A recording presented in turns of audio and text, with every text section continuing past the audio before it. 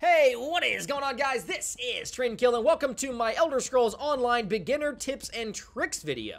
Now, this video may end up being a series of videos. I'm not sure how many tips and or tricks I'm gonna have, but the point of this series is to kind of give beginners a head start. So basically, I've taken all of the things that I've learned and gone, oh, that's how you can do that. And I'm putting that all into a video, or again, a series of videos. That way you guys can have it from day one when you start, or if you've already gotten to like level 10, 15, 20, you may still see something in here and go, oh shit, I should have thought of that. Like, I can't believe I didn't know that. Now, the first tip that I'm going to have is for your melee classes. You have to understand the melee mechanics of the game. I would always recommend that you play a melee class at least to like level 5-ish, something like that, so you kind of get the understanding of how the melee mechanics work. That way you can see when things are going to happen, and you can kind of know some of the visual cues that are going to happen in a lot of your fights, or boss fights, or dungeons, or really anything.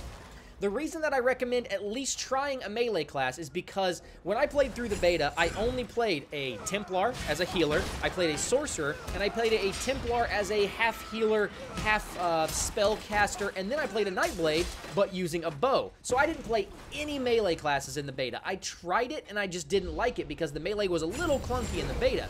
However, once I actually started playing the game, I started a healer with SNK, and then I started a Dragon Knight, which I'd never played before, and I went sword and board, so I went as a tank.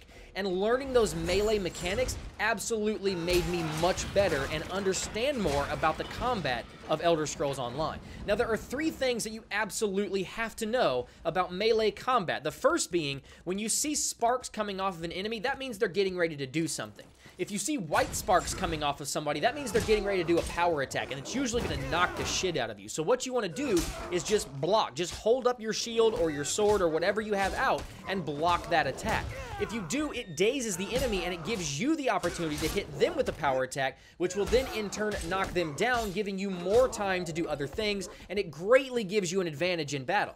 If you see red sparks coming off of somebody, that means they are charging up an ability or channeling an ability, and it means that you should go up to them and shield bash them, or weapon bash them if you don't have a shield on. By the way, to shield bash, the default is to hold right click and then left click, and you'll perform a shield bash. That will interrupt the charging of that ability or the channeling of that ability, and again, daze them and give you the opportunity for a counter attack. Now, what happens if somebody hits you with a power attack or an ability and you become stunned, or you're the person that gets dazed? Well, you'll just kind of be standing there, and there'll be like a dazed thing floating around you, and all of your controls will be non-responsive. You can break out of that daze by shield bashing. Now, you're not technically shield bashing because you're stunned, you're dazed, but you do break out of that early. However, it costs the same amount of stamina that a shield bash does. So if it's a stamina conservation thing, you may want to just wait the daze out. But if you've got, you're in a dungeon or something and you're trying to tank up somebody and you get stunned, you probably want to use that stamina to break out of that stun so you can go save or tank up the fight for your team. So those are the 3 big melee tips that I wanted to make sure you guys knew that will greatly, greatly improve your ability to kind of know what's going on in fights. Most of the bosses use power attacks and abilities as tells for what they're going to do next. So it allows you as a player to kind of predict what's going to happen next in combat. That will save your life more times than not. Now, the next tip that I want to talk about is about traveling. And in Elder Scrolls Online, they use a fast traveling system called way shrines. And essentially, as you're traveling around a map, or you're kind of exploring a map, you will uncover new way shrines. Those way shrines allow you to travel between way shrines for completely free if you're at one of the other way shrines. Now, the problem is that you may be off in the corner of a map and you need to get back to the town really quickly. You can fast travel from that location to a way shrine for a cost. However, there's a little tip that you can use. If you go into your friends menu or your party menu or your guild menu and you find anybody who's online, you can right click that name and go to travel to player. That will take you to the closest way shrine to that person for free, allowing you to travel from that closest way shrine to any other way shrine for completely free. So if you're in one location, you're trying to get to a dungeon that your party's waiting on you, you fast traveling to that dungeon may cost you 300-400 gold. Or you can right click their name, travel to player, and it will take you right to the dungeon. Same thing goes for if you're trying to help one of your friends complete a quest. He's out in the middle of nowhere. It's going to take you forever to get there. You can fast travel to that friend and then walk from that way shrine to them. Also, if you are running an instance dungeon, it is a very good way to ensure that you guys get into the same instance of that dungeon. Make sure somebody goes to the dungeon and then everybody travel to that player. So to recap, if you need to get back to town quickly, travel to anybody who's on your friends list, party list, or guild list, and then travel from that way shrine that it puts you at back to the city, and you get there for completely free. Now, at the speed that this video is going, I can already tell this is going to become a series because I'm 2 tips in and we're 5 minutes in. I wanted to make these kind of short videos, so I'm going to talk about one more tip this time, and I'm going to talk about solo dungeons. If you look at your map, main dungeons like Fungal Grotto or Spindle Clutch or Banished Cells, those are all a torch with a plus next to them.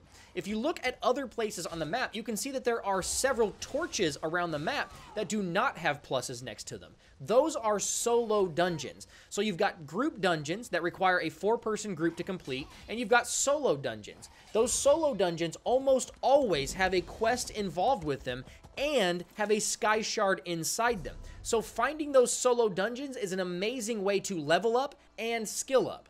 Not to mention, there is a boss in every single one of those, and usually drops greens or something like that. I've gotten a blue from one, and a lot of people farm them because those bosses usually drop soul shards as well. Those soul shards are usually filled, which allows you to resurrect yourself if you happen to wipe in a fight or something like that. So those solo dungeons are very, very important. If you're wandering around questing, please take some time to explore this map. This is not World of Warcraft. You don't go to a town, get 20 quests, go out and complete them, and then go back to town. This is a game where you go into a town, you get 3 to 5 quests, and as you're doing those quests, you find other quests around the map. And if you venture off the beaten path and find these little small dungeons, not only do you get good experience from the quest, but you also get to find soul shards that you wouldn't have found otherwise because they're not just floating around the countryside, they are actually inside a cave or something like that. So those are 3 very important tips. I've got about 5 or 6 more tips that I want to make sure I put together in videos and get out to you guys. If you guys have any tips that you want to make sure I add to that list, please let me know that stuff in the comment section below,